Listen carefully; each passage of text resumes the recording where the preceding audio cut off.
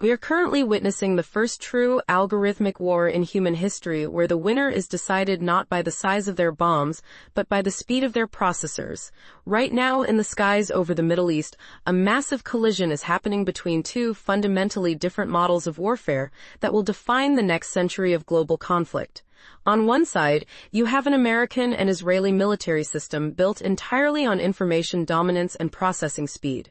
On the other side, you have an adversary discovering in real time what it looks like to fight a war while being totally blind to the artificial intelligence hunting them from the clouds. The most incredible part of this shift is that the same commercial technology developers use to write code is now hinting at a future where the pauses in combat analysis are completely eliminated. This is the breakdown of why the F-35 is no longer just a fighter jet, and how commercial features like auto mode are changing the battlefield forever. To understand this new invisible battlefield, you have to stop looking at modern military hardware as simple vehicles. Take the F-35 Lightning, for example. It is often described as a stealth fighter jet, but military strategists are now calling it something else entirely. They call it a flying sensor network or a data center with wings and bombs. When an F-35 flies a mission, it is not just looking out the window or using a traditional radar. It is continuously collecting massive streams of data from its distributed aperture system and infrared sensors while simultaneously pulling data from satellites and other aircraft in the area. The onboard systems fuse all of this information together to identify targets and present the human pilot with recommended actions before the enemy even knows a plane is in the area. The shift in power here is subtle but absolute. The human pilot still formally authorizes the shot, but the machine increasingly decides everything that leads up to that moment. For the pilot, pulling the trigger is becoming almost incidental. The aircraft artificial intelligence flags the target and calculates the exact firing solution while suggesting the most efficient engagement. The pilot simply hits approve, and the missile guides itself to the destination. This is the primary advantage of generative AI going to war, because it processes the chaos of combat faster than the human brain can even comprehend. But this technological advantage is escalating quickly, and the clues are right in front of us in the commercial tech sector. Human commanders still approve strikes for now, but against a peer adversary like Russia or China, that human-in-the-loop decision bottleneck could be fatal. We are rapidly entering the age of fully autonomous weapons where speed is the only metric that matters. You do not need a top-secret clearance to see where this is going because you just need to look at Silicon Valley. Anthropic recently announced an experimental auto mode for its coding tools, which allows their AI model named Claude to run extended and complex tasks without constantly requesting permission from human developers. In software development, that eliminates annoying interruptions and speeds up production.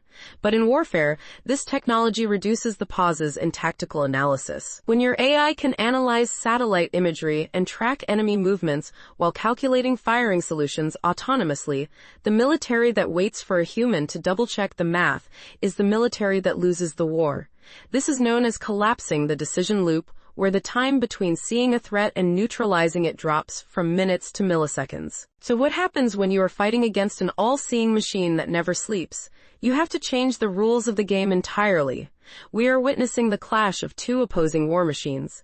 The AI military attempts to map the entire battlefield using vast quantities of data and software platforms to achieve speed and precision. However, the asymmetric adversary realizes they cannot win a tech race, so their entire model is designed to make the high-tech system blind.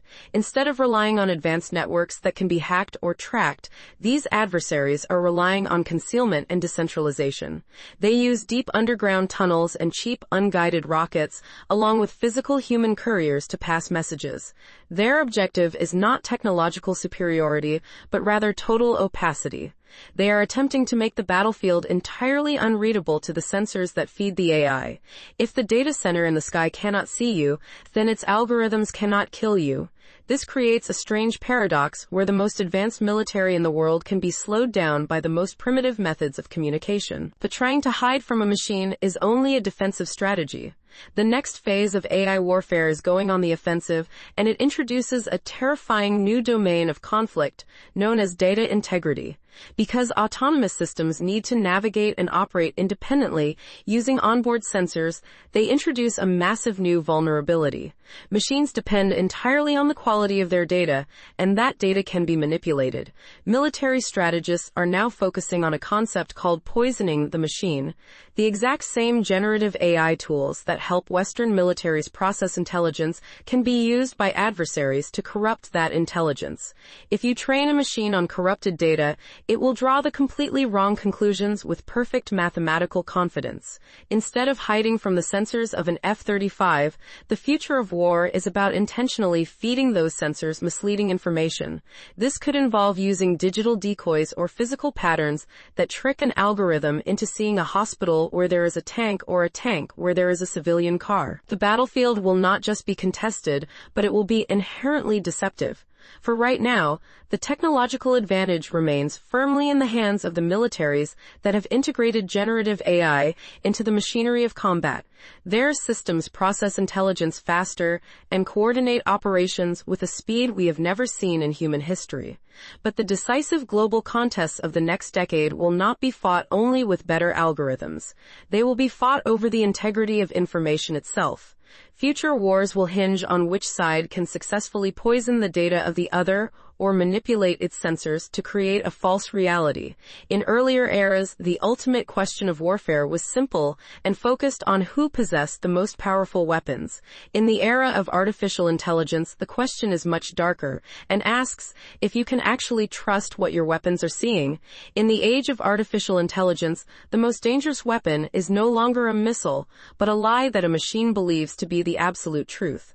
Thanks for watching.